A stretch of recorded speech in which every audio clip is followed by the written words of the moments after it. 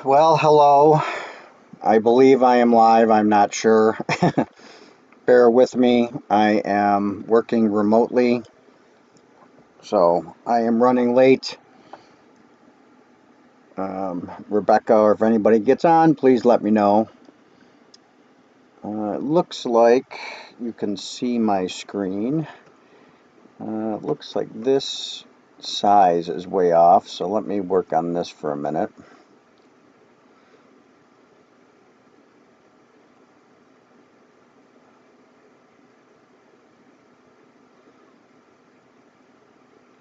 That's the right one, but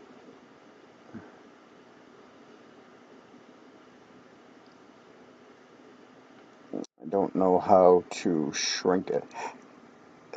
So looks like the size is way off. So anyways, I'm gonna just wing it here and talk through it. Let's see, so if I'm changing this, you can definitely see it, but my screen size is way off, is what it looks like. So how can I change those properties?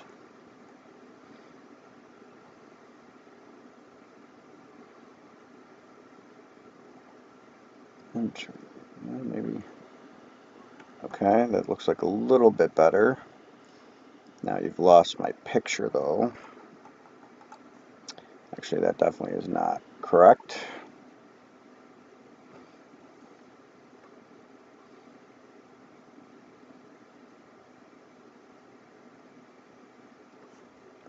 Okay, that went the opposite direction, but maybe that means we're getting somewhere.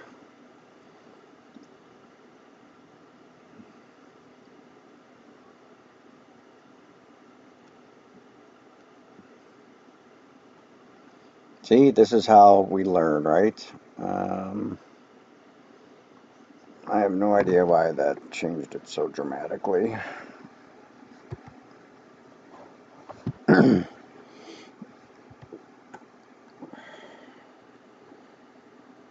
Scale to win. All right, I want to remove that, maybe.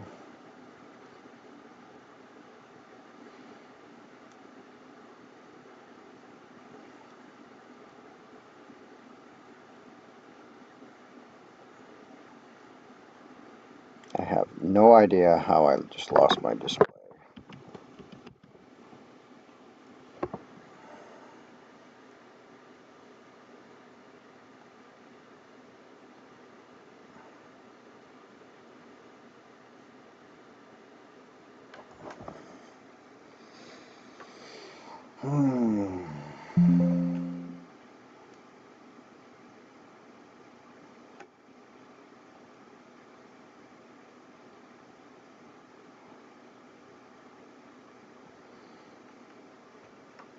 You know what? Maybe I'm going to just delete this and start from scratch.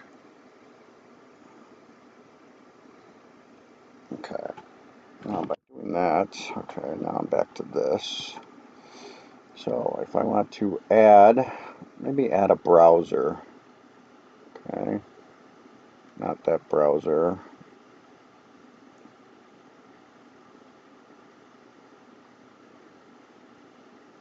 No, maybe. Let's see where that browser ends up being.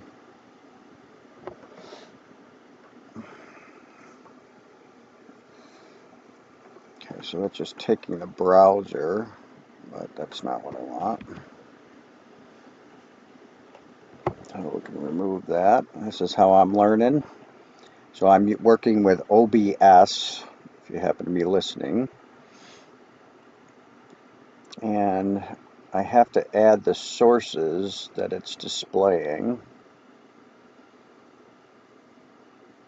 I want it to display my screen, but I'm just not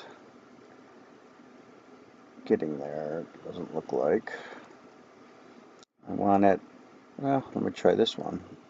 Aha, well, that looks better, but I just don't know why it's so zoomed like that. blending.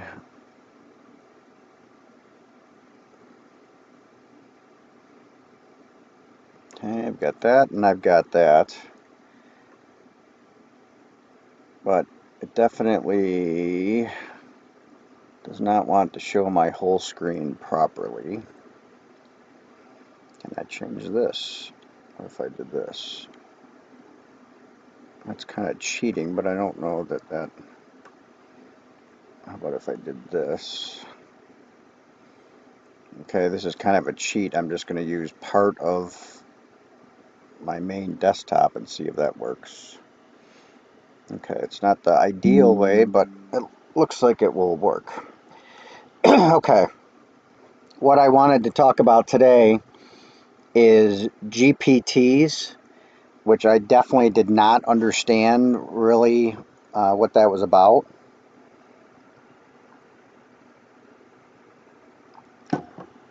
So, hi Rebecca, appreciate you jumping on. I'm obviously at the cottage, so I'm struggling a little bit with my setup and my displays, but I think I'm getting there. I think at this point you can see ChatGPT. So, what I really want to go over today is I didn't really understand, what they call, it's called ChatGPT. All right. And then there's what people create are these GPTs. Okay. And struggling and trying to understand that. And all GPTs are basically saved prompts.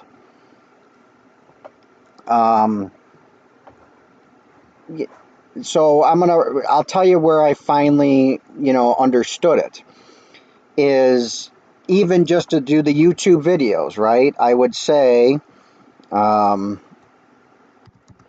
let's see, right.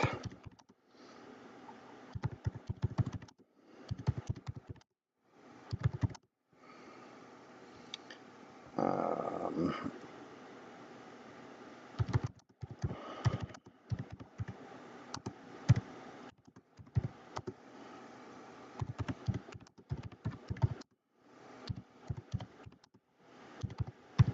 okay, right. So I would go to ChatGPT and write, hey ChatGPT, write a YouTube title for a live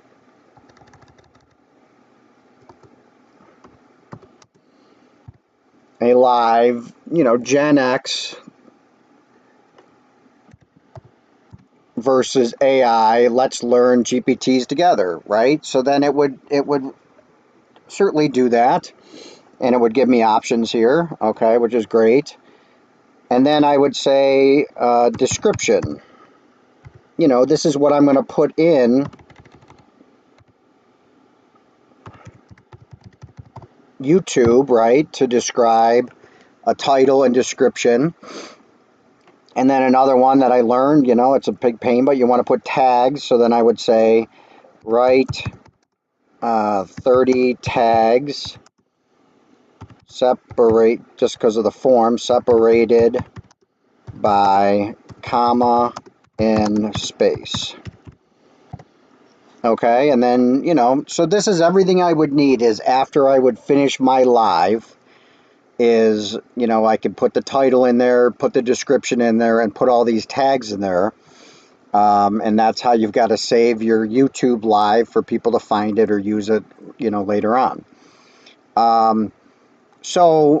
But every time I was doing that, right, I was saying, write me a title, write me a description, write me the tags. So this is where GPTs come in, is it's kind of like a prompt, right? So I can even have YouTube or ChatGPT do it for me. So I'm going to say something like, I don't know how to word it. Maybe say create GPT that will ask these 3 questions for YouTube video. I don't know. Let me see what it comes out here. Okay. So here's a simple style, GPT style prompt you can use to create AI that asks those 3 questions during a YouTube video. You can also read or paste this into a script, or even use it with a GPT-powered chatbot on the screen. So what are we doing here? GPT prompt script for AI host. Hey there, I've got a few questions to get this party started, especially for all the... All right, that's not really what I wanted. No, that's not what I was trying to do. To create prompt that I can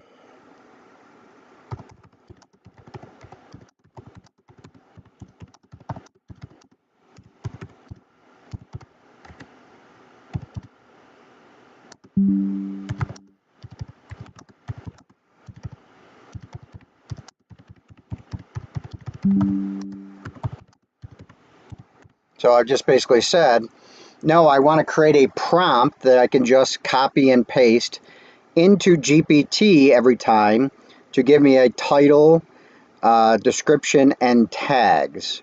So let's see if it understands what I'm saying. Now on my home computer, I already did this, so I'm kind of starting from scratch again. Okay, so look at this. Here's the prompt. You are a YouTube content assistant. Generate a catchy YouTube title, an engaging description, and 30 tags for a live stream where GenX creator is learning about AI and GPTs with their audience. The vibe is casual, curious, and fun. Like GenX versus AI, let's learn GPT together. The audience includes beginners and folks who didn't grow up with tech. Make sure the tone is welcoming, a little nostalgic, and informative. Include a call to action in the description to viewers to join. Wow. Like, Rebecca, I don't know if you're seeing this, but this is amazing. Now, I think you need to have a paid account for it to save it as what's called a GPT, but we're going to learn that together.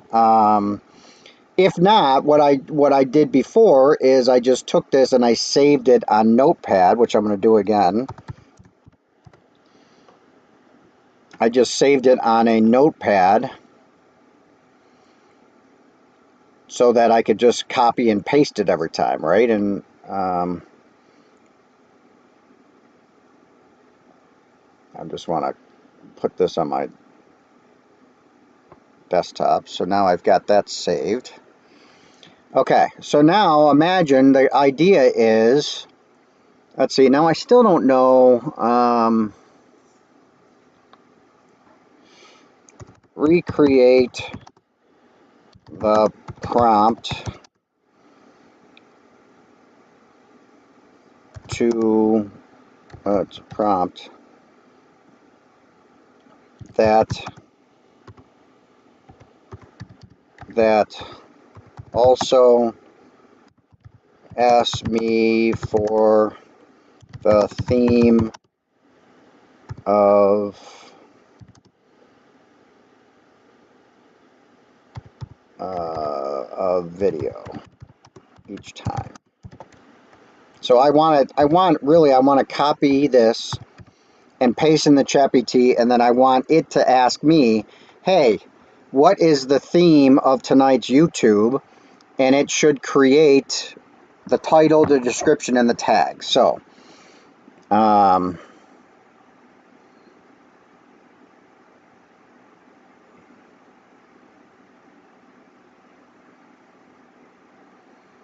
yeah, so now here's the new prompt.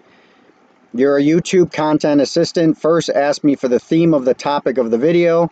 Keep it simple, like GenX versus GPTs or AI tools for small businesses. Once I give you a theme, generate a catchy YouTube title, an engaging YouTube description, and 30 relevant tags. I keep wondering if ChatGPT has done this before, If so, did it store or remember it? If so, would you need all these steps, or is it all in the initial ask? I think, Rebecca, just because I'm logged in, so I did log into ChatGPT, because I agree, it seemed like it remembered the whole GenX part of all this, I think. So it feels like it's pulling a little bit of information from past conversations with me. I gotta be honest. Okay, so I'm going to save this new prompt. Let's say you could paste the prompt into ChatGPT and it will guide the rest of the process every time. Want me to turn that into a custom GPT later? So I think the custom GPT this is the point where I think you have to have a paid account though. So let's just see. Yes, create custom GPT. So maybe it'll tell me. All right, awesome. Here is a concept for your custom GPT that you can create using OpenAI Custom GPT's feature. You can plug this into chat, whatever, to make your own reusable assistant for YouTube content planning. See, that's okay. So the whole point of today's lesson was, I didn't quite understand these GPTs, right? I'm just like, wait, I'm just going to ask, chat GPT or these AIs every time.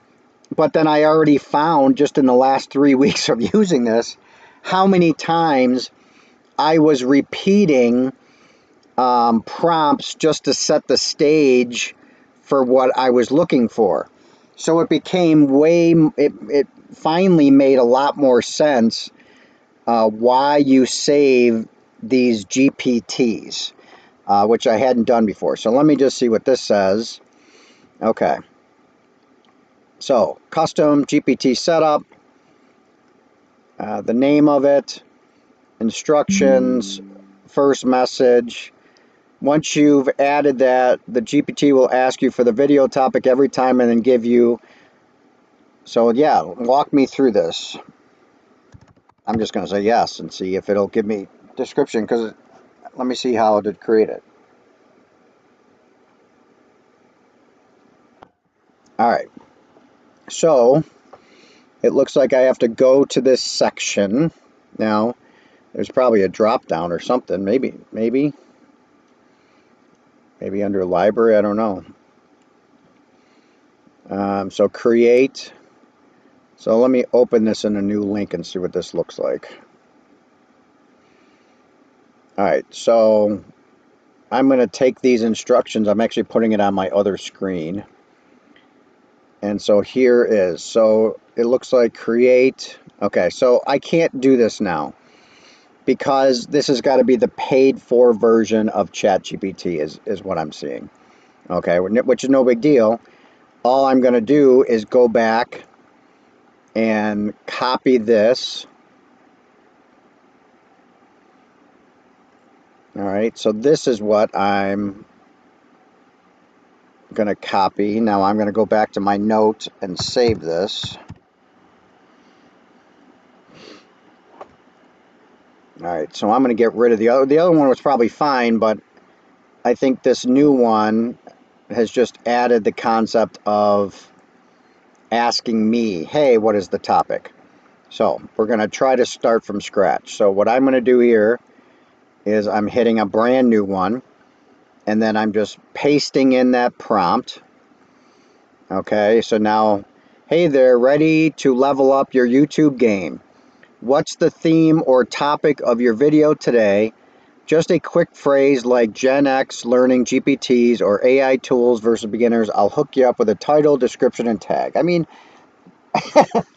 so Rebecca, this is, wow. Again, I kind of understood a few weeks ago, but now this just makes absolutely ungodly sense, what these custom GPTs are. And it's just a starting point, right? A starting prompt to do what you want. So let's just say my title today is GenX. GenX versus AI learning how to make GPTs. All right. And now, because that's a custom prompt, a saved GPT technically, it basically does this instead of me having to write it out every time. And let's see how it did. So there, it gives me 4 titles to pick from. So I like that. It gives me a description, right?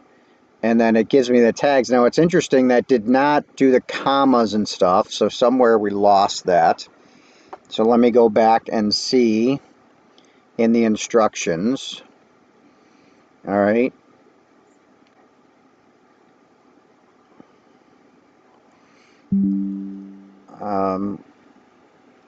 Looks like I got dropped there for a second. But so it looks like it lost some of the instructions on I'll hook you up with title, description, and tags. Okay, so it does hook up tags, but so what I want to do is tags.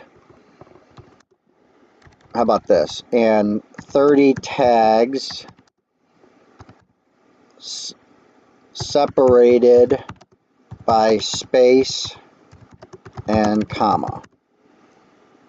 Right? Because it didn't do that. It just, right? It only did this, which I can't copy and paste into YouTube. All right, so I've changed that prompt. So I'm going to save this again. So again, it just makes so much sense why, you know, we see all these custom prompts or explore GPTs.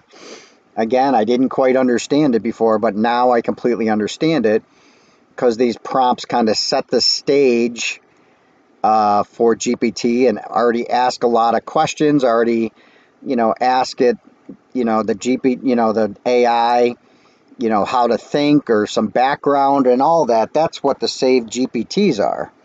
So let me save this so I don't lose it, and I'm going to try it again.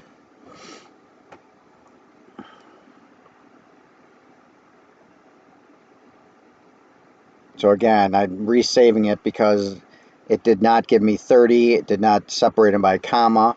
So I'm going to start over again. And again, I can't save it because this is not a paid for version. So in a brand new ChatGPT, I start out with that prompt. And now the prompt has 30 tags separated, even though I misspelled it. Okay. So, hey there, ready to level up your YouTube game? What is the title? So, GenX versus AI. Let's learn all about GPTs. So, there's my theme. And now this time, now it's interesting. This one did not give me multiple suggestions. It's so weird how that changes, isn't it? So it gave me a title. Now, did it stick with exactly what I said? Let's learn all about GPT. It did. So it didn't even change the title.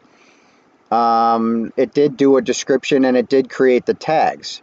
So this is where, you know, working on the GPT makes sense. So what I want to do is I'm going to rewrite this again because I want suggestions of titles. I don't want to just pick the one that it gives me, right?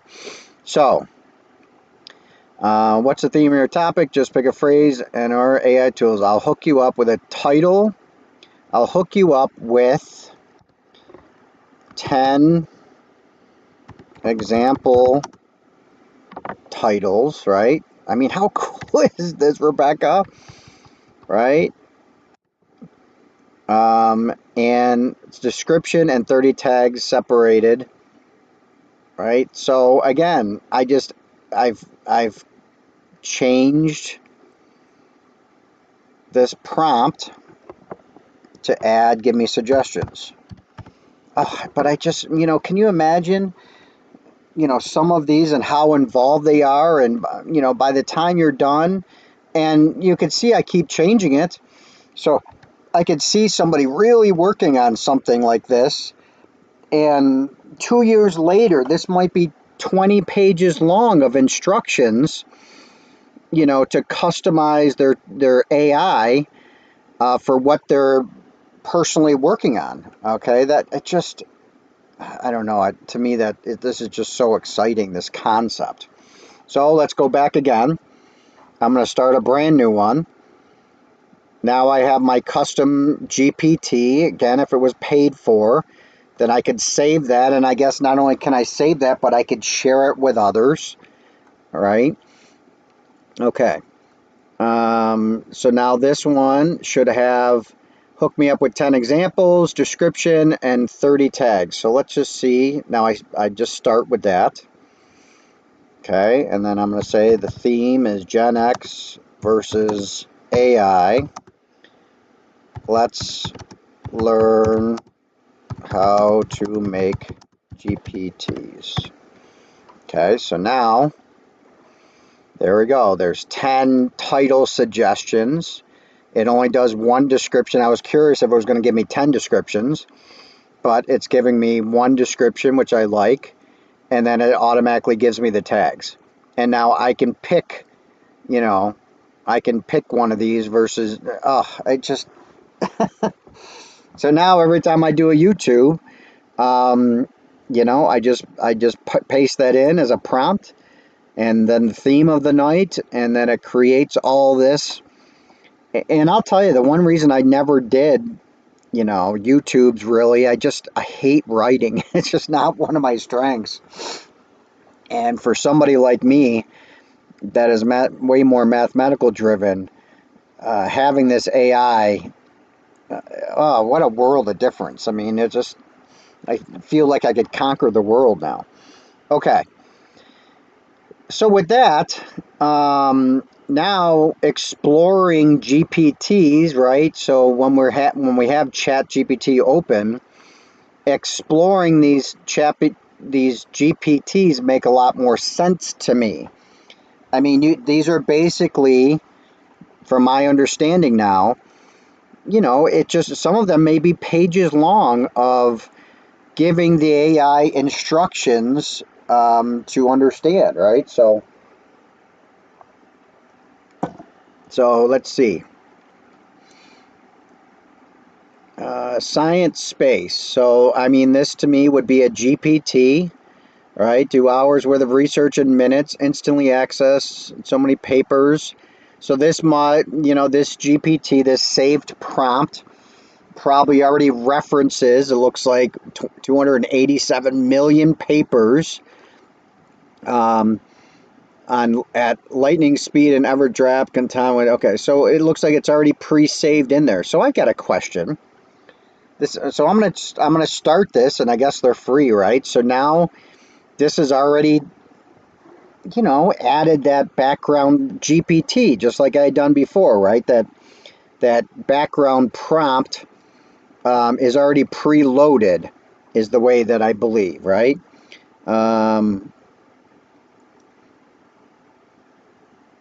Okay, size space. All right, so some of the prompts it's saying is not what I expected, but I got to ask it something. So it's weird when I'm in New York and I look at the Big Dipper, it's actually in one direction, but when I'm in Florida, it looks like the Big Dipper is upside down, and I've never understood that. So let me see if this can tell me.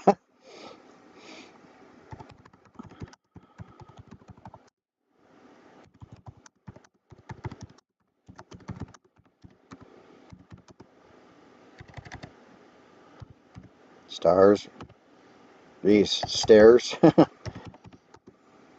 Why can't I spell stars? Let's see.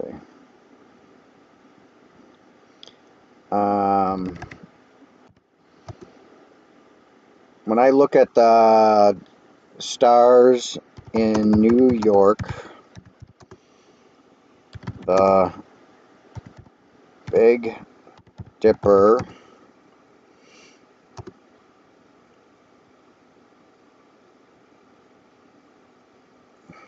looks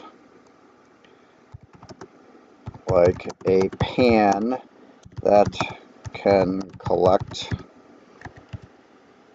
water. I have no idea if it's going to understand what I'm saying. When I'm in Florida, it is positioned in a way that it looks like it is dumping water. Alright, so I have no idea if you or this can understand what I'm even saying, but I'm curious. Let's see what this might come up with. Now, oh, so you've reached the limit of using GPTs, right? So again, I have that free account. So let's do this. Let me copy this. Let me just see. I don't know if you guys can see my screen like that. No, you can't. Alright, bear with me. I got to change a setting here. The window capture, I want to change. I don't know if this will work or not. Alright, I want to add a display.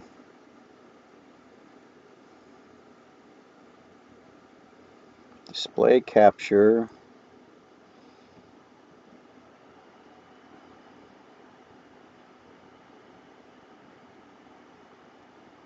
Okay, so I see that it's oh, whatever. I'm going to just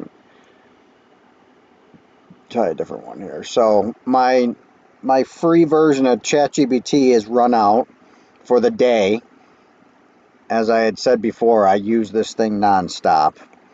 But now I'm really curious because I want to know why the Big Dipper looks different. Let's see what you said there, Rebecca.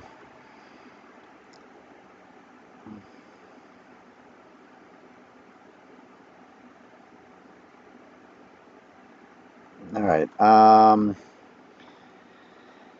So, again, I'm on my laptop versus home computer. That's why I've got to reset all these things up.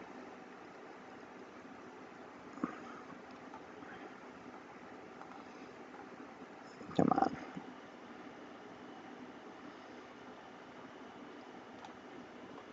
I'm kind of surprised this didn't save it. So it's interesting. This is giving me a new name.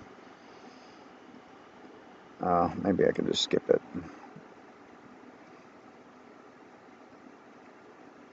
So what's weird here is I thought it would have just signed me in. From my desktop computer, but it looks like this is looking to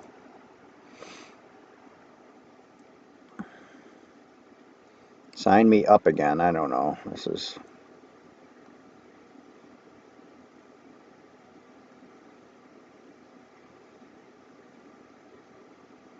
But I don't... Why is it... Oh, X. Is it almost creating a brand new X account? I didn't really want to do that. Yeah, it looks like it did.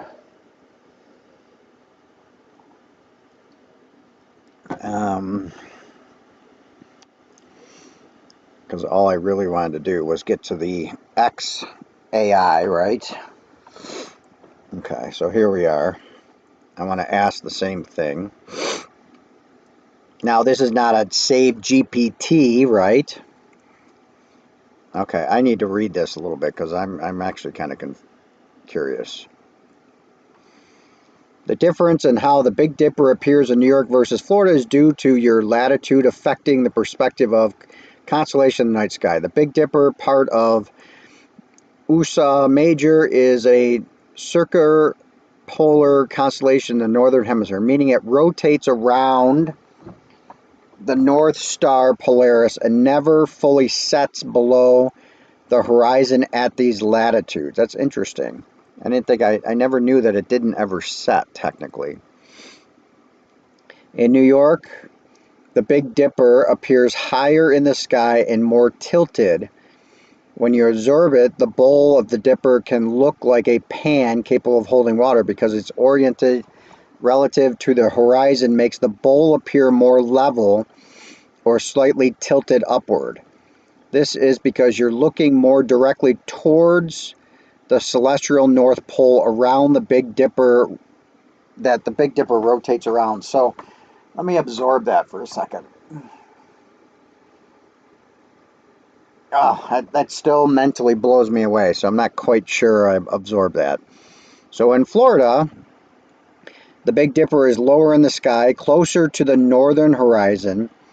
Due to your position further south, as it rotates around Polaris, its orientation changes and the bowl can appear tilted downward, giving the impression that it's dumping water. The lower latitude shifts your view of the celestial sphere, making the angle of the Big Dipper bowl relative to the horizon more pronounced.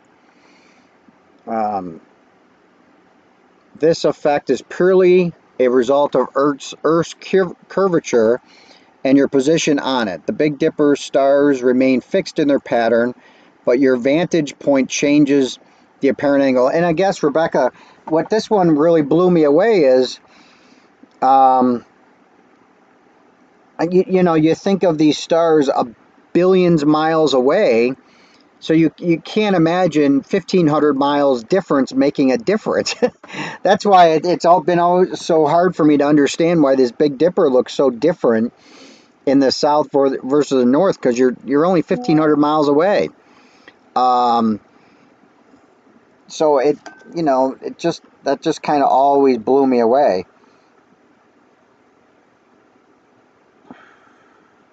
Hold on a second.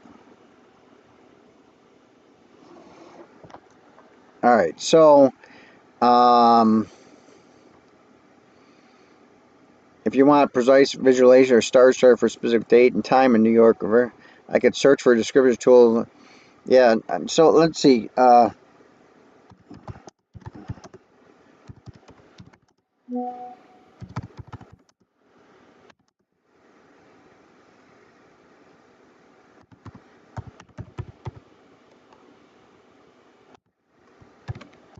So I don't know. I'm curious if it can make an image of those two things. And again, I spelled scenarios wrong. It just blows me away that it can figure that out. But okay, so it's not showing me stars,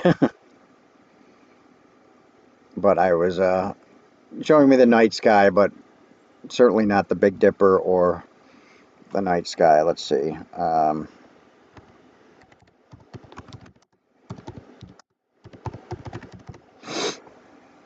Now this is, again, which I found is pretty good. This is the X version of AI.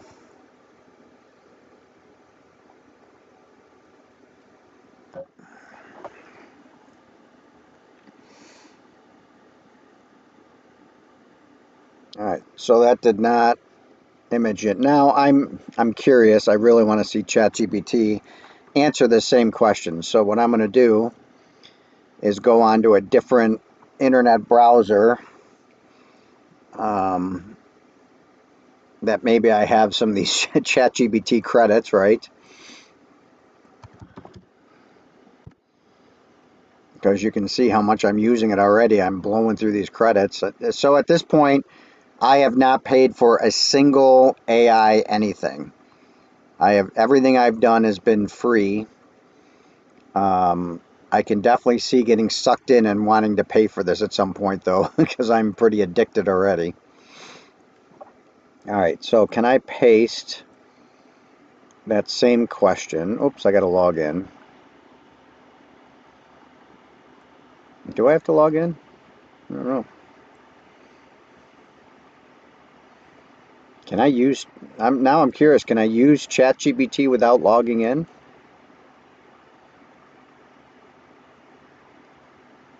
So I just asked it a question. Let's see, will it answer? Oh, it is answering it. Okay. So it looks like it's about the same answer, and maybe tilted more sideways or even upside down at certain times, looking like a dumping water instead of holding it. The stars appear to rotate around the northern Polaris because Earth's rotation So throughout the night, the Big Dipper seems to move in a circle around Polaris. That's interesting. I never knew that part. Changing the orientation as it goes. At one point, it's upright, and another point, it's tipping over. The Big Dipper looks like it's collecting water in New York and dumping in Florida because you're viewing it from different latitudes. It rotates around the northern star during the night. The angle of the constellation changes with time and place. If you ever want to see this in action, star map or different maps. So I'm going to see if it'll image.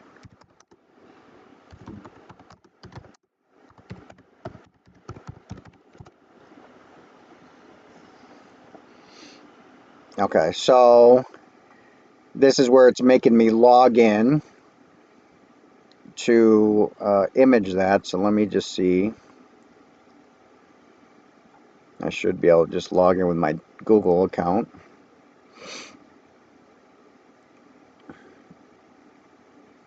That's kind of a bummer. I have to, it didn't save, so it didn't say that.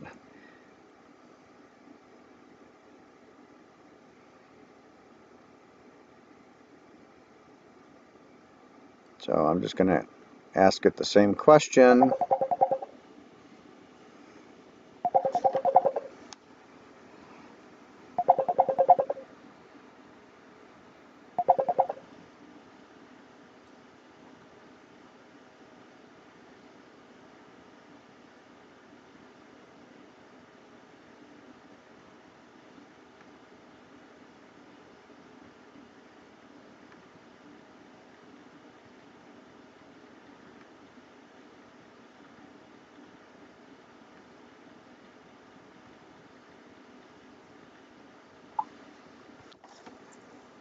All right, so, and I'm going to just say if I can image it.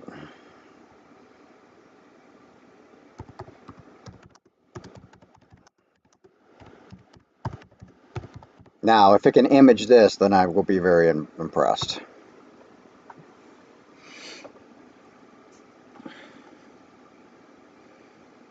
All right, so this one is saying it's going to take a little bit.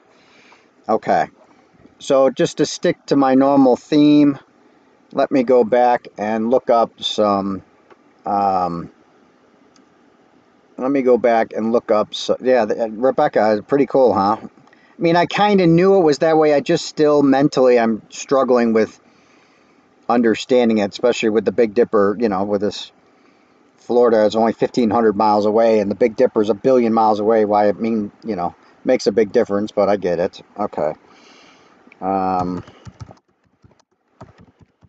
Let's just see if there's any new news. I have seen things pop up. I just wasn't in a place to save them, so I can't see if anything pops up that's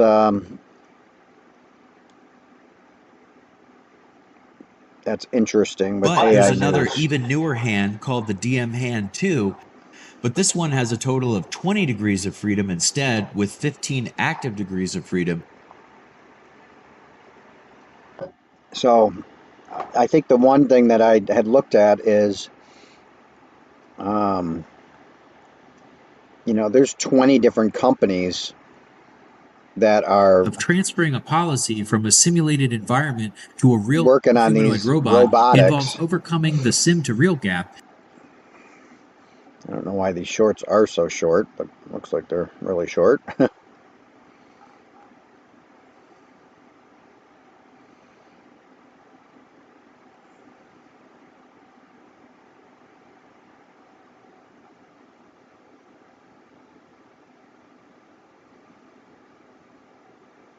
There's one I've never really seen.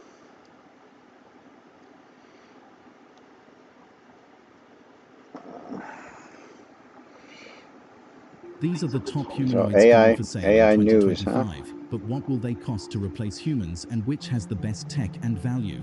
Number 1. Engine AI's SE01, which will be priced between $20,000 to $27,000, and Wow. with 32 degrees of freedom as well as joint torque up to 330 Newton meters, it excels in flexibility I and think these are going complex to sell like movements. hotcakes. Plus, As soon as these come out, these are going to sell like mad. km/h, using its end-to-end neural networks. And for power, the 80-kilogram, 180-centimeter tall robot offers 2 hours of battery, an aluminum exoskeleton for durability, and open-source adaptability with modular head and hand interfaces, making it cost-effective and versatile. But in comparison, I mean, this just blows me away. I mean, Rebecca, I'm telling you now, by the end of this year, we're going to see robots that people can certainly purchase.